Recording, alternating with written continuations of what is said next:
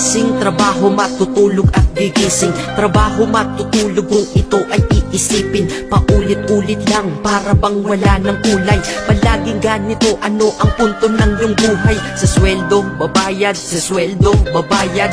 Kakasweldo lang pero ubos ang pera kagad. Ito ba talaga ang binigay na kapalaran? Hindi ka mabubuhay kung hindi mo babayaran. Mahirap pala to, sana maaga kong nalaman. Para kang malayang preso pag di ka anak mayaman. Dahil aking napuna kapag bumiyahe sa umaga. Mga tao sa paligid ko hindi rin maligaya. Tayo ay mga alipin sa moderno na lipunan. Magandang kinabukasan, kailangang pag-ipunan. Pero pagkatapos nun, ano ba ang kasunod? Ika'y magkakasakit, mamamatay ka ng pagod. Di ba napakalupit? Ganito ba talaga? Habang nabubuhay ka, pera ang mahalaga. Kaya magtrabaho ka, magbanat ka ng buto.